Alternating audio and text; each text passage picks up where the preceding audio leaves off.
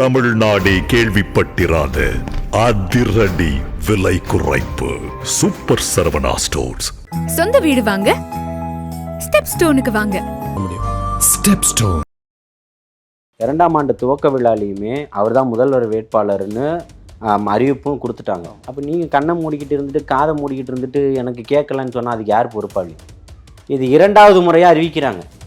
நீங்கள் என்ன பண்ணிட்டீங்க? அவர் சொன்னதையே அவரே மறக்கக்கூடிய அளவுக்கு தாவேக்கா வந்துடும், கொடி பறக்குது, பிள்ளையார் சொல்லி போட்டாச்சு, அங்கே வந்துருச்சு, இங்கே வந்துருச்சு, ஒரு கங்கம் ஸ்டைலில் ஒரு டான்ஸ் ஆடி முடிச்சிட்டிங்க. இப்பயும் சொல்கிறேன், நீங்கள் சப்போர்ட் பண்ணிட்டீங்கன்றதுக்காக நக்கி பிழைக்கணுன்ற ஏதாவது அவசியம் இருக்கான்னு கேட்குறேன்.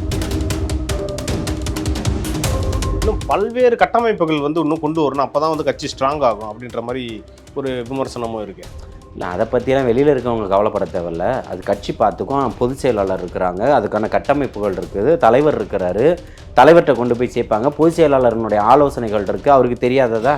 வேடிக்கை பார்க்குறவங்க வேடிக்கை மட்டும் பார்த்துட்டு போங்கன்னு சொல்கிறேன். நக்கீரன் கோபால் யார்? மூத்த பத்திரிகையாளர். நீங்கள் எதெல்லாம் பேசணும்? தமிழ்நாட்டில் நடக்கிற சமூக நிகழ்வுகள், முக்கியமாக குற்றங்களை பற்றி தான் நடுநிலையாக பேசணும். அதெல்லாம் பேசணும்.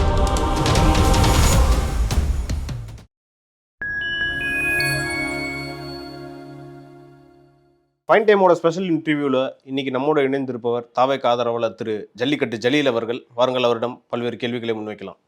வணக்கம்ண்ணா. வாழ்த்துக்கள். முதல்வர் வேட்பாளராக தாவேக்கா அந்த பொதுக்குழுவில் திரு விஜய் அவர்களை அறிவிச்சிட்டாங்க. இது கூட்டணிக்காக காத்துட்டு இருந்த அதிமுகவுக்கும் பாஜகவுக்கும் ஒரு பெரிய பின்னடைவுன்னு பல பேர் பத்திரிகையாளரே சொல்லிக்கிட்டு இருக்காங்க. இனிமேல் திமுகவோட அரசியல் மட்டும் இல்லை, இவங்களோட எதிர்ப்பையும் நீங்கள் இனிமேல் எதிர்க்க வேண்டிய சூழ்நிலைக்கு தள்ளப்பட்டுட்டீங்க அப்படின்ற மாதிரி பல பேர் பேசிக்கிட்டு இருக்காங்க. இதுக்கு முன்னாடி நடந்ததுலேயுமே மதுரை மாநாட்டிலையுமே அது எல்லாமே இருந்தது. 2ஆம் ஆண்டு துவக்க விழாலையுமே அவர் தான் முதல்வர் வேட்பாளர்னு அறிவிப்பும் கொடுத்துட்டாங்க. கூட்டணியை குறித்த முடிவுகளையும் அவர் எடுப்பாருன்றதையும் முடிவு செஞ்சுட்டாங்க. அவர் தான் முதல்வர் வேட்பாளர்ன்றதையும் அறிவிச்சிட்டாங்க. அப்போ நீங்கள் கண்ணை மூடிக்கிட்டு இருந்துட்டு காதை மூடிக்கிட்டு இருந்துட்டு எனக்கு கேட்கலன்னு சொன்னால் அதுக்கு யார் பொறுப்பாளி? இது 2வது முறையாக அறிவிக்கிறாங்க. நீங்கள் என்ன பண்ணிட்டீங்க? அவர் சொன்னதையே அவரே மறக்கக்கூடிய அளவுக்கு தாவேக்கா வந்துடும், கொடி பறக்குது, பிள்ளையார் சொல்லி போட்டாச்சு, அங்கே வந்துருச்சு, இங்கே வந்துருச்சு, ஒரு கங்கம் ஸ்டைலில் ஒரு டான்ஸ் ஆடி முடிச்சிட்டிங்க. அவர் திருப்பியும் பொறுமையாக நிதானமாக பொதுக்குழுல அதுக்கு பதில் சொல்லிட்டாரு. இப்போ என்ன பண்ண போறீங்க? நான் ஆரம்பத்துலேருந்தே சொன்னனா இல்லையா? அதிமுகவோட போகாதுன்னு சொன்னனா இல்லையா?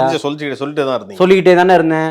பாசிசவாதிகளோட நேரடியாவோ மறைமுகமாவோ கூட்டணி இல்லை. அதிமுகவோடு போனால் அது மறைமுக கூட்டணி தான். அதுக்கு ஒருபோதும் தலைவர் தளபதி அவர்கள் போக மாட்டாரு. சிறுபான்மை மக்கள் மீது அதிக நம்பிக்கை வச்சிருக்கிறாரு, அதிக மரியாதை வச்சிருக்கிறாரு, அந்த உணர்வுக்கு மதிப்பளிப்பாரு. அவர் சிறுபான்மை மக்களை தான் நம்புறாங்க. இந்த மாதிரி பாசிசவாதிகளை நம்பலன்றதை பலமுறை பதிவு செஞ்சனா இல்லையா? திமுக ஊழல் அரசியல்வாதி, அவர்களை தான் வெளியில தூக்கி போடுறதுக்கு தான் இது அத்தனை பயணங்களும் கட்டமைப்புன்னு பேசினா இல்லையா? அதுதான் இன்னைக்கு நடந்திருக்கு. அவர் கொண்ட கொள்கையில தெளிவா இருக்கிறாரு, பாதை பயணமும் உறுதியா இருக்குன்றத பல இடத்துல பதிவு செஞ்சல. இன்னைக்கு அதுதானே பண்ணியிருக்கிறாரு. அப்போ உங்களை மாதிரி நாடக அரசியல் பண்ணல, கபடதார நாடக அரசியல் பண்ணல. ஆனா நீங்க நாடக அரசியல் நீங்க பண்ணலன்னு சொல்றீங்க. அதிமுக மூத்த தலைவர் KP முனுசாமி என்ன சொல்றாருன்னா, ஏதோ பல படங்கள் நடிச்சுட்டு மக்கள் களத்திலே நிக்காம இன்னைக்கு ஏதோ ஆட்சிக்கு வந்துடலான்னு பல பேர் நினைக்கிறாங்க அப்படின்னு பேர் குறிப்பிடாம சொல்லியிருக்காரு. ஏன் கூப்பிட்டீங்க இத்தனை நாள்? புளிச்சு போச்சு அந்த மாங்கா? இல்ல, எடப்பாடி அவர்களே சொல்லிட்டாரு, இல்ல நான் கூட்டணி கொடுத்து எதுவுமே பேசலன்னு அவரும் சொல்லிட்டாரு. யாருக்கு? கூட்டணியார் சொல்லி போட்டாச்சு. RB உதயகுமார் சொன்னாரா இல்லையா? ராஜேந்திர பாலாஜி சொன்னாரா இல்லையா? மெகா கூட்டணி அமைப்பார். எது மெகா கூட்டணி? தாவேக்கா வந்தா மெகா கூட்டணி. அதுதானே சொல்லிட்டு இருந்தீங்க. அங்க பாருங்க கொடி பறக்குது சொன்னாரா இல்லையா? சொன்னார். ஒரு எதிர்கட்சி தலைவர் நீங்க அப்படி சொல்லலாமா? அப்படி சொல்லியிருக்கலாமா? அதற்கான முன்னெடுப்பை நீங்க பண்ணியிருக்கணும். நீங்க பாசிசவாதிகளோட கை கோர்த்துட்டு ஒரு ஜனநாயகவாதிகளை நீங்க கூப்பிடுன்னு நினைச்சா எப்படி ஒரு ஜனநாயக சக்திகள் ஏற்றுக்கும்? இங்க எல்லாம் சாமானிய வீட்டு பிள்ளைகளா இருக்கிறாங்க, சிறுபான்மை மக்களா இருக்கிறாங்க. எப்படி உங்க பின்னாடி வருவாங்க? இதுக்கெல்லாம் மாற்றாதான அண்ணன் வந்திருக்கிறான்னு அவர் பின்னாடி நிக்கிறாங்க, எழுச்சியும் புரட்சியுமாக. அப்ப அதுதானே வேணும்னு நினைப்பாங்க. இன்னொரு விஷயம் என்னன்னா, அந்த கரூர் சம்பவத்துக்கு அப்புறம் திமுக ரொம்ப டார்கெட் பண்ணுச்சு தாவேக்காவை. ஆனால் அந்த டைம் ஏதோ ஒரு சப்போர்ட்டு கொடுத்தது அதிமுக தான். இப்போ அதிமுக அந்த சப்போர்ட் கூட நன்றியை மறந்துட்டாங்க தாவேக்கா அப்படின்ற மாதிரி பல பேர் பேசிக்கிட்டு இருக்காங்க. அதுக்காக திருப்பியும் சொல்கிறேன், நீங்கள் சப்போர்ட் பண்ணிட்டீங்கன்றதுக்காக நக்கி பிழைக்கணுன்ற ஏதாவது அவசியம் இருக்கான்னு கேட்குறேன். நீங்கள் போய் பாஜகவோட கூட்டணி வச்சுக்கிட்டு இந்த 6 மாதத்துக்கு முன்னாடி வரைக்கும் எடப்பாடியார் என்ன பேசினாரு? கூட்டணி இல்லைன்னாரு. பாஜகவோட எந்த காலத்திலும் கூட்டணி இல்லைன்னு சொன்னார். ஆமாம், சொன்னார்ல. இன்னைக்கு அதே பாஜகவோட சேர்ந்து இருப்போம். உங்களுக்கு 2 நாக்கா? சொல்லுங்க, 2 நாக்கா? அப்புறம் சும்மா அரசியலுக்காக எதை வேணா இதை தான் நக்கி பிழைக்கும் பிழைப்புன்னு நான் சொல்கிறேன். அந்த மாதிரி எண்ணம் தமிழக வெற்றி கழகத்துக்கு இல்லைன்னு சொல்கிறேன். எல்லா மினிஸ்டர் வீட்லேயும் ரைடு வரும்போதெல்லாம் ஓடி போகிறார் முதலமைச்சர். இதை தான் நக்கி பிழைக்கிறதுன்னு சொல்கிறேன். எங்க எந்த அநியாயம், எந்த அக்கிரமங்கள், எந்த மக்களுக்கான பாதிப்புகள், மக்கள் குறவலைகள் நெரிக்கப்படுது, வளங்கள் கொள்ளையடிக்கப்படுதுன்றப்பெல்லாம் இந்த கோபால் பார்த்துக்கிட்டு வேடிக்கை பார்த்துக்கிட்டு இந்த திமுக உறிஞ்சு குடிச்சுக்கிட்டு இருக்கிற இந்த இதுதான் நக்கி பிழைக்கக்கூடிய பிழைப்புன்னு சொல்றேன். எல்லாத்தையும் பேசு பத்திரிகைக்காரன்னா, எல்லாத்தையும் பேசுறதுக்கான சுதந்திரம் இருக்குல்ல. நீ காசு வாங்குறதுக்காக மட்டும் பேசுறனா நீ பத்திரிகையாளலாம்? எந்த தகுதியும் அருகதையும் இல்லை உங்களுக்கு பேசுறதுக்கு. இன்னொரு விஷயம் வந்து இப்போ ரீசெண்டாக வந்து பார்த்தீங்கன்னா மகளிர் அணி, இளைஞர் அணிலாம் வந்து அமைச்சாங்க தாவேக்கால. இன்னும் பல்வேறு கட்டமைப்புகள் வந்து இன்னும் கொண்டு வரணும், அப்போ தான் வந்து கட்சி ஸ்ட்ராங் ஆகும் அப்படின்ற மாதிரி ஒரு விமர்சனமும் இருக்கு. இல்லை, அதை பற்றியெல்லாம் வெளியில் இருக்கவங்க கவலைப்பட தேவையில்ல. அது கட்சி பார்த்துக்கும். பொதுச் செயலாளர் இருக்கிறாங்க, அதுக்கான கட்டமைப்புகள் இருக்குது, தலைவர் இருக்கிறாரு, தலைவர்கிட்ட கொண்டு போய் சேர்ப்பாங்க. பொதுச் செயலாளர்னுடைய ஆலோசனைகள் இருக்குது. அவருக்கு தெரியாததா? ரசிகர் மன்றமாக இருந்ததை மக்கள் இயக்கமாக கட்டமைச்சு இன்னைக்கு கொண்டு வந்து உருவாக்கி இவ்வளோ பெரிய ஒரு இடத்துல நிறுத்தி இன்னைக்கு 125 மாவட்ட செயலாளர்களை போட்டு இன்னைக்கு கிளைக்கழகங்கள் வரைக்கும் ஆட்களை நியமித்து தொண்டர் அணி, மாணவர் அணி, இளைஞர் அணி, மகளிர் அணி, தொழிலாளர் அணி வரைக்கும் இன்னைக்கு போட்டு எல்லாத்தையுமே நடத்திட்டு வரக்கூடிய ஒரு பொதுச் செயலாளருக்கு தெரியாதா, ஒரு தலைவருக்கு தெரியாதான்னு கேட்குறேன். கண்டிப்பாக வேடிக்கை பார்க்குறவங்க வேடிக்கை மட்டும் பார்த்துட்டு போங்கன்னு சொல்கிறேன். தாவேக்காவோட பொதுக்குழுவில் வந்து 12 தீர்மானங்கள் நிறைவேற்றினாங்க. அது மட்டும் பத்தாது, இன்னும் பல்வேறு தீர்மானங்கள் வந்து அதில் காணவே இல்லை அப்படின்ற மாதிரி இன்னொரு குற்றச்சாட்டு இருக்கு. என்ன யார் குற்றச்சாட்டு வைக்கிறது? பல்வேறு பத்திரிகையாளரே வைக்கிறாங்க. அதான் குற்றச்சாட்டுகளா இது வைக்கிறதுக்கு எந்த தவறுங்க நடந்துடல. இல்ல அதுல என்னன்னு பாத்தீங்கன்னா, தமிழ்நாட்டுல இருந்து போதைப் பொருள்லாம் நடமாட்டம் அதிகமா இருக்கு, அதை பத்தி எதுவுமே பேசல. நேரு அவர்களோட துறையில வந்து இந்த ஊழல் நடந்திருக்கிறதா சொல்றாங்க, அதை பத்தி தீர்மானம் இல்ல. மழைநீர் வடிகால் பிரச்சனை இங்க நிறைய போயிட்டு இருக்கு, மழை காலம் வந்துச்சு, அதை பத்தி தீர்மானம் இல்ல. இதை பத்தி பத்திரிகையாளர்கள் பேசட்டும். 4800 கோடி 5000 கோடியை வந்து யாப்பம் விட்டுட்டு இன்னைக்கும் மோட்டரை வச்சு தான், பம்பு வச்சு தான் தண்ணி அடிச்சுக்கிட்டு இருக்கிறாங்கன்னு அதை பத்திரிகையாளர்கள் பேசட்டும். முதல் மாநாடு விக்கிரவாண்டியிலே நடக்கும்போது அதே தலைவர் தளபதி அவர்கள் போதையில்லா தமிழகத்தை உருவாக்குவோம், பெண்களுக்கு பாதுகாப்பான ஒரு மாநிலமாக இதை முன்னெடுத்து கொண்டு போவோம், எல்லா பிரிவு மக்களும் எல்லாருமே பாதுகாப்பாக இருப்பாங்க, எல்லா பிரிவு மக்களுக்கும் அவர்களுக்கான பாதுகாப்பை நம்ம உணர்த்துவோன்றதையும் சொல்லியிருக்கிறார்கள். அதை பற்றி பேசுங்க. உங்களுக்கு பொதுக்குழு நடக்கும் போதெல்லாம் ஒவ்வொரு முறையும் போட்டுக்கிட்டு இருப்பாங்களா? பாட்டு கச்சேரி நடக்குது, அந்த பாட்டு இன்னொரு முறை போடுங்க, அந்த பாட்டை இன்னொரு முறை போடுங்கன்றதுக்கு நீங்க பேசுங்க. எடுத்து நாட்டில் இந்த மாதிரி அநியாயமும் அட்டூழியமும் தலைவிரிச்சு ஆடிக்கிட்டு இருக்குது. நம்ம பத்திரிகையாளர்களை எதிர்த்து கேட்டால் அந்த சேனல்கள் முடக்கப்படுது. அதனால பத்திரிகையாளர்கள்லாம் இங்கே போராட்டம் நடத்திக்கிட்டு இருக்கிறோம். இன்னைக்கு தமிழக வெற்றி கழகத்தை தான் நம்பி இருக்கிறோம்.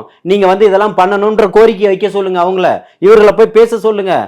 கல்லூரியில் நடந்த மாணவிகள் இத்தனை பேர் 400 பேர் இப்போ மயக்கம் போட்டு விழுந்துட்டாங்க. இன்னைக்கு ஒரு மாணவி கோயம்புத்தூர்ல வந்து பாலியல் வன்புணர்வு செஞ்சு இந்த கேங் ரேப் வந்து தொடர்ச்சியாக இப்படி நடந்துகிட்டு இருக்கு. இந்த ஆண்டுகளில் இத்தனை நடந்திருக்கு.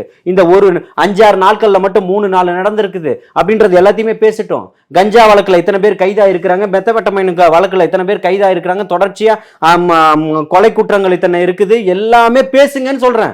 பத்திரிகையாளர் நீங்க தாவேகா பொதுக்குழுல நடத்தாத தீர்மானம் உங்களை பாதிச்சிருச்சா? என்ன நாடகம் நடிச்சுக்கிட்டு இருக்கிறீங்கன்னு கேட்குறேன். அப்போ பத்திரிகையாளர், அரசியல்வாதிகளை விட்டுருங்க, பத்திரிகையாளர் தாவேகாக்கு எதிராக இருக்காங்களா? பத்திரிகையாளர் தாவேகாக்கு எதிராக இல்லைங்க. தாவேகாக்கு எதிராக இருக்கிறவங்க திமுகவுக்கு ஆதரவான நிலைப்பாட்டில் இந்த கேள்வியை கேட்க வைக்கப்படுறாங்கன்னு சொல்றேன். நக்கீரன் கோபால் யாரு? மூத்த பத்திரிகையாளர். நீங்க எதெல்லாம் பேசணும்? தமிழ்நாட்டில் நடக்கிற சமூக நிகழ்வுகள், முக்கியமா குற்றங்களை பத்தி தான் நடுநிலையா பேசணும். அதெல்லாம் பேச மாட்டேன். நடுநிலையா பேச மாட்டேன். அதெல்லாம் பேச மாட்டேன். இங்க பாருங்க, நடுநிலையெல்லாம் இங்க தேவையில்லை. யாரும் ஏமாத்தக்கூடாது, நியாயத்தை மட்டும்தான் பேசணும். நடுநிலை என்ன? ரெண்டு பேரும் அடிச்சுக்கிட்டோம்னா நடுநிலையா வந்து சமாதானப்படுத்தி விடணுமா? என் மேல தப்புனா என் மேல தப்புன்னு சொல்லணும், என் மேல நடவடிக்கை எடுக்கணும். நான் வந்து உங்களை அடிச்சதுக்கு அப்புறம் சமாதானப்படுத்தி விடுறதா நடுநிலை? அது இங்க தேவையில்லை. தளபதியினுடைய ஆட்சியில் அது இருக்காது. நியாயம் மட்டும்தான் இருக்கும்னு சொல்றேன். அடுத்தபடியாக பார்த்தீங்கன்னா, இப்போ இருக்கக்கூடிய இளைஞர்கள், அதாவது ஜென்சி கிட் அப்படின்னு சொல்லக்கூடிய இளைஞர்கள், 2K கிட்ஸ் எல்லாம் வந்து கண்மூடித்தனமாக நம்புறாங்களாம். அதாவது ஆதவர்ஜனா சொல்கிற மாதிரி எல்லாருமே வந்து தாவிக்காக தான் வாக்கு போடுவாங்க, ஃபுல் சப்போர்ட் டிவிக்கு தான் இருக்குது. அது வந்து இது வந்து தேவையில்லாத நம்பிக்கை அப்படின்றாங்க. அவங்களாம் வந்து உண்மையிலே தாவேக்கா பக்கம் தான் இருக்காங்களா? சொல்றது அவர் ஆதவ் சார் சொல்றாரு, தமிழக வெற்றி கழகத்தை நோக்கி சொல்றாரு, இளைஞர்களை பார்த்து சொல்றாரு. இது 2 பேருக்குள்ள இருக்கக்கூடிய விஷயம். நீங்க ஏன் கருத்து சொல்லிட்டு இருக்கிறீங்க? உங்களுக்கு ஓட்டு போட்டால் போட்டு போறாங்க, அங்கே போய் பூத்தில் போய் யாருக்கு போடுறான்னு எட்டி பார்க்க முடியுமா? முடியாது இல்லை. இன்னைக்கு காலையில் ஒரு காணொலி ஒன்று பார்த்தேன். அதில் வந்து RS பாரதி வந்து அவர் பேசுகிறாரு. அதில் வந்து பார்த்தீங்கன்னா இளையான்குடியில் ஒரு பூத்தில் 200 வாக்குகள் இல்லையா பாருங்கள். இஸ்லாமியர்களுடைய வாக்குகள் வந்து இந்த மாதிரியெல்லாம் திட்டமிட்டு பிஜேபி வந்து எடுத்துருச்சு அப்படின்றத ரொம்ப ஆதங்கப்பட்டு சிறுபான்மை மக்களுக்காக பேசுகிறார். அதே ஆர்எஸ் பாரதியை கேட்குற, முந்தா நாள் இடிச்சிட்டாங்க, வாக்கு வேணுன்றதுக்காக ஓடி வரீங்க. அவன் நாங்கள் இஸ்லாமியர்கள் நாட்டிலே இருக்கக்கூடாதுன்னு நினைக்கிறான். நீங்கள் எந்த கோரிக்கையும் வைக்கக்கூடாது, உங்களுக்கு எந்த அதிகாரமும் இல்லைன்னு நீங்கள் சொல்கிறீங்க. ரெண்டு பேருக்கும் என்ன வித்தியாசம்? இதை தானே பாசிசவாதிகள் பாயசவாதிகள்ன்றதை கோடிட்டு காட்டினாரு. அதை தான் விஜய் வந்து அண்டர் கிரவுண்ட் டீலிங் சொல்லிக்கிட்டு இருக்காரா ரெண்டு பேருக்கும். ஆமாம். அப்போ நீங்கள் அதை 200 வாக்குகள் இல்லை, நீங்கள் இன்னைக்கு வாழ்க்கையே இல்லாமல் போச்சே. ஆர்எஸ் பாரதிக்கு அது தெரியலையா? பேச வேண்டாமா? கூட்டணி கட்சியில் இருக்கக்கூடிய அண்ணன் திரும்ப இந்நேரம் கொதிச்சு எழுந்திருக்க வேணாமா? எத்தனை போராட்டங்களில் தோளோடு தோல் நின்றுருக்கிற எத்தனை இஸ்லாமிய சகோதரர்கள் நின்று போராடி இருக்கிறாரு. நான், கவுசு, KM ஷெரீப், எத்தனையோ பேர் அண்ணன் வேல்முருகன் அவர்களோட கொதிச்சு எழுந்திருக்க வேணாமா? இந்நேரம் பேசியிருக்கணுமா இல்லையா? அப்போ நாதி இல்லாத சமூகம் தானே இந்த சமூகத்தை ஆக்கி வச்சிருக்கீங்க. இஸ்லாமிய தலைவர்கள் கேட்க மாட்டாங்க. இன்னைக்கு திமுகவினுடைய முதுகு பின்னாடி தான் ஒளிஞ்சு உட்கார்ந்துகிட்டு இருக்காங்க. இல்ல அவங்களுக்கும் இஸ்லாமியர்கள் மேல அக்கறை இருக்கும்ல, அது யாருக்கு கேட்கவே மாட்டான்னு சொல்றீங்க? அக்கறை இருந்தா வந்து கேட்டிருக்கணும்ல. நான் அவங்க எல்லாம் பேசி நான் யாரும் பார்க்கலங்க.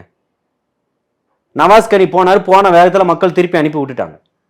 நீங்க பண்ணக்கூடிய நல்லதும் இந்த மாதிரி விஷயங்கள்ல மறைஞ்சு போயிடுதுன்னு, கரைஞ்சு போயிடுதுன்னு சொல்றேன். காணல் நீர் ஆயிடுதுன்னு சொல்றேன். வந்து ராமநாதபுரத்துல ஒரு எலெக்ஷனுக்கு மட்டும் தான் நிக்கிறாரு, மக்கள் நல பணிக்கு எதுவுமே நிக்கலன்னு தான் நீங்க சொல்றீங்க. ஐயா வாங்கன்னு சொல்றேங்க. ஐயா வாங்க.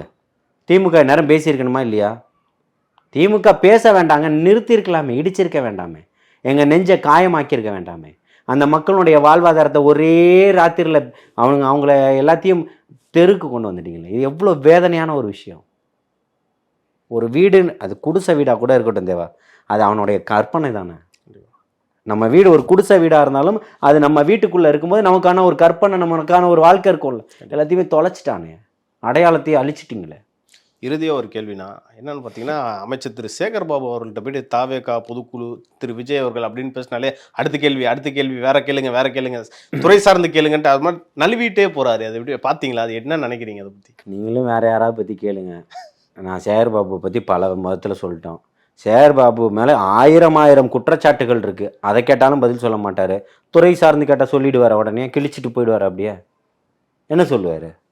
அது அப்போ அதெல்லாம் சொல்கிறதுக்கு எந்த லாய்க்கும் கிடையாது. அவர் மட்டும் இல்லை, ஒட்டுமொத்த திமுகவுமே இன்னைக்கு பின்னங்கால் பெதறியில் அடிக்க ஓடிக்கிட்டு தான் இருக்கிறாங்க. நேற்று கனிமொழி அக்கா எவ்வளோ ஸ்பீடாக போனாங்க பார்த்தீங்களா? கோவை மாணவியோட கூட்டு பாலியல் வன்புணர்வை பற்றி கேட்கும்போது ஏன் பயம் நினைக்கிறீங்களா? அக்கா பேசியிருக்கணுமா இல்லையான்னு கேட்குறேன்.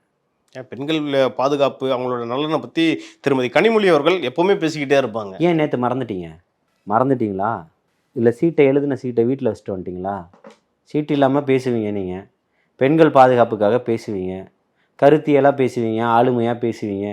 அப்படி தானே பார்த்துக்கிட்டு இருந்தது இந்த சமூகம். ஏன் பேசலை நேற்று? தாவேக்கால உயிரிழந்தவர்கள் பற்றி பேசும்போது மட்டும் என் வாய் கிழிஞ்சுது எல்லாருக்கும் திமுகவில். இன்றைக்கி எங்கே ஓடி போயிட்டீங்க? இன்றைக்கி நீங்கள்லாம் ஓடி வாங்கன்னு கூப்பிட்றோம். திமுகவில் இருக்கக்கூடியவர்கள், திமுகவினுடைய அபிமானிகள், திமுகவுக்கு சிறுபான்மை மக்களினுடைய அரணா நாங்கள் பாதுகாப்பாக இருந்துகிட்டு இருக்கோம்னு கூடிய தலைவர்கள் எல்லாம் வாங்க, எனக்கு எதிராக கூட பேசுங்க, தப்பே கிடையாது. பேசுங்க வாய் திறந்து.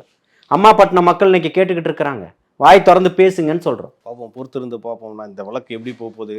கோவை அந்த சம்பவம் வந்து அதுக்கான மாணவி கண்டிப்பாக வந்து தீர்வு கிடைக்கணும்.